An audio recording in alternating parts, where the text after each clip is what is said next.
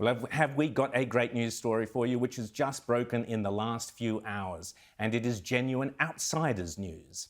Outsiders fans will, of course, remember Laurence Fox, the great British actor once tipped to play James Bond, who was cancelled, lost all his acting gigs.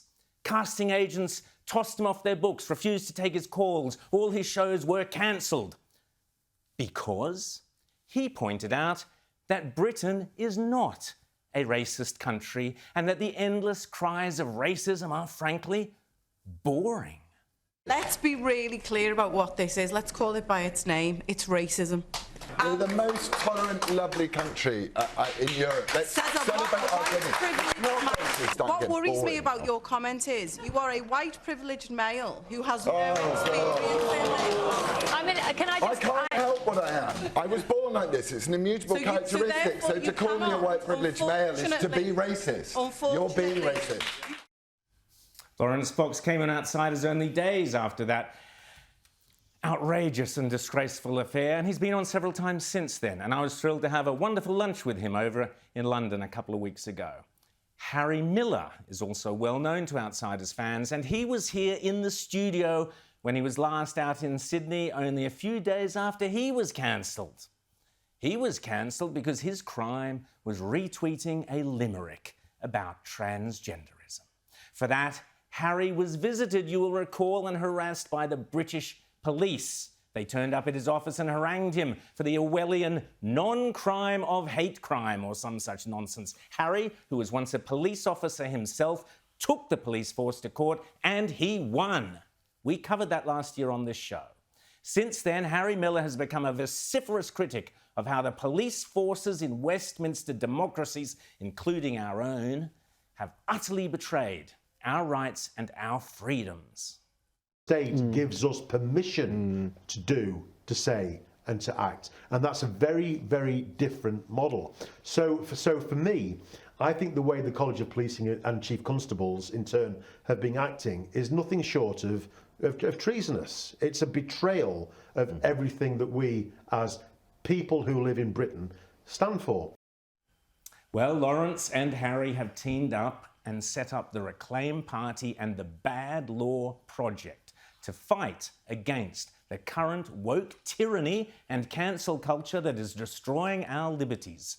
They are brave, they are passionate, and in my opinion, they belong in the great pantheon of British freedom fighters from Robin Hood to Winston Churchill. Last week, a British ex-serviceman was threatened and harassed by the British police for reposting an anti-transgender meme on Twitter. Laurence and Harry came to his defence. Harry was arrested and then released. The police, realising that they had gone too far, backed down. And only a few hours ago, the Hampshire police were forced to back down again and announced that they will be cancelling and have cancelled their so-called hate crime awareness courses. Yet again, Harry Miller and Laurence Fox have won and struck a vital blow for all our freedoms. I'm delighted to have both Laurence Fox and Harry Miller live with us now on Outsiders, their natural Australian home. Gentlemen, I only saw you 3 weeks ago, and next thing I know, you're both making global headlines in the cause of free speech. Well done, Laurence. Well done, Harry. Laurence, let's start with you. How did all this come about? Hi, Rowan. Lovely to see you. It came about because a British serviceman was brutally intimidated and antagonised by the British police, and Harry and I don't like that. So we went down and we reminded them of the law, Harry being an expert in this, me just being an antagonist myself. And what is so encouraging and so wonderful is two people turned up and stood up to the police, and we have just changed the entire precedent of the British legal system in a week. So it's a great encouragement to other people across the world who are seeing tyranny being imposed upon them to stand up for their rights and for the rights of their fellow citizens, and the police will back down. So a huge kudos to Harry, because he was willing to go all the way with them. And, you know, and he knows the law better than they do, which they found out at their expense. Rita. Well, Harry, you used to be a police officer. Do you feel embarrassed about what the police force has been reduced to? And the police officers who arrested you this time, were they embarrassed by what they've been reduced to? Because those scenes that Laurence recorded were really quite shocking, something you'd expect to see in Russia, not in the UK. Yeah, well, the officers who visited the Army veteran and arrested him and myself, they weren't remotely embarrassed. They may have got a little bit camera shy when we suddenly burst from the kitchen to film their antics, but they weren't embarrassed remotely by what they were doing up to that point.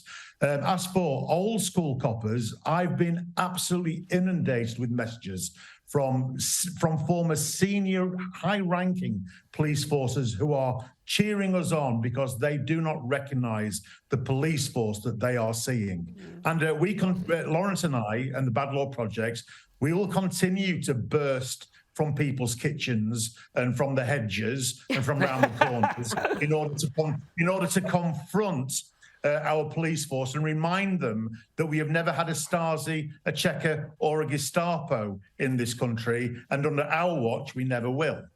James. Laurence, you know, Harry was just talking about old school policing, but what about the overall silent majority of Britons who see that over 3 years in half the neighbourhoods in Britain, the UK police were unable to solve a single burglary, and yet they've been, you know, going around busting people for posting memes that they didn't like. Do you get the sense that the tide is turning and that the silent majority are now making their own voice clear, and the politicians and the bureaucrats in the police forces are responding to these outrages?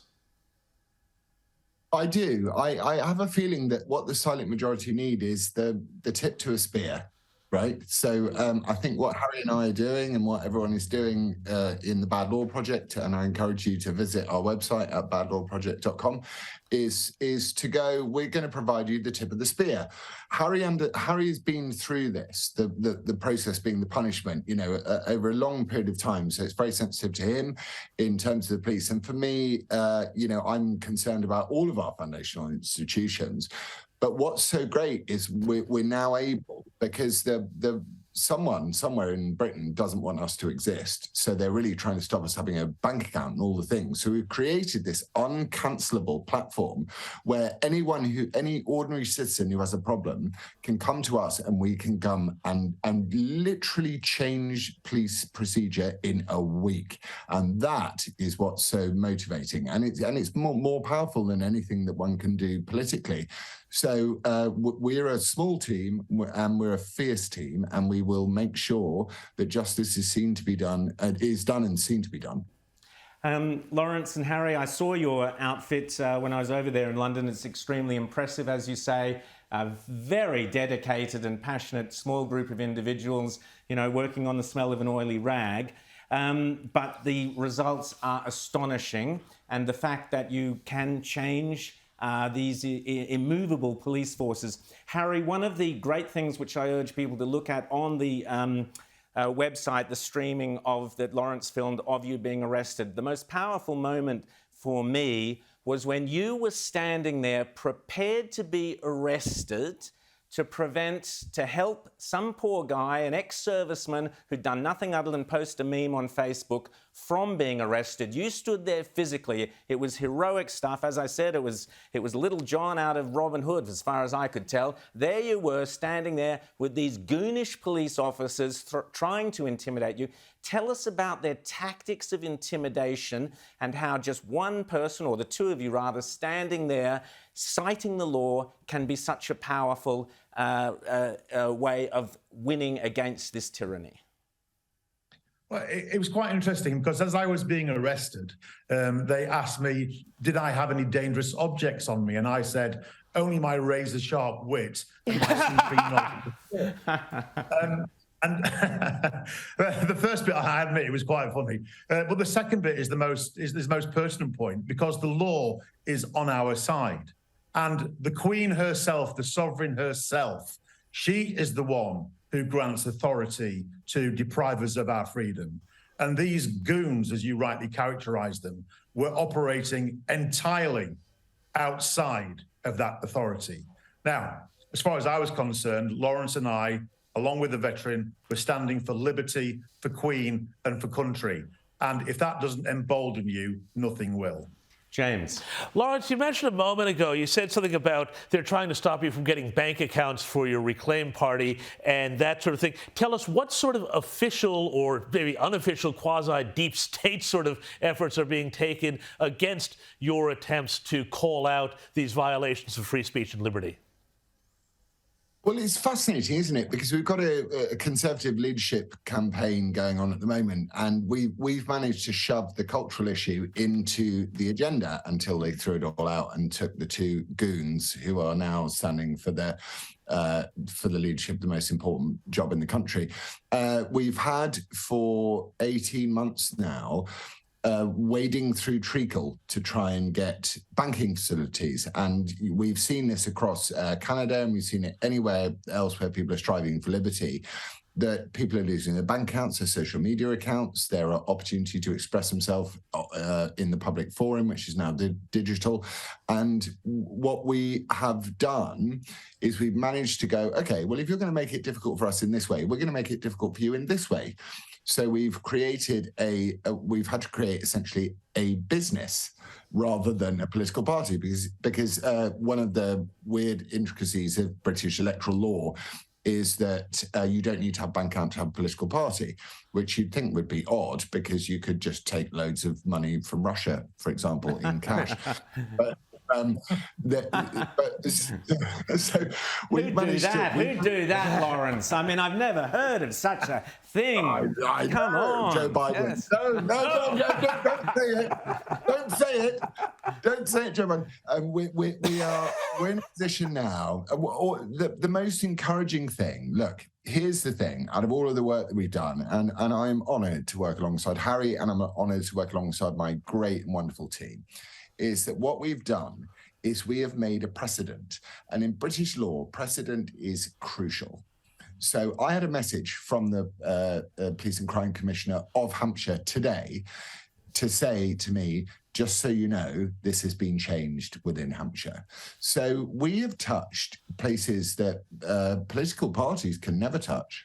And, you can take our bank accounts away, you can take anything away from us, but what you will not stop is the relentless force of good human will. And that is what they are coming up against, and they don't like it one bit. Rita.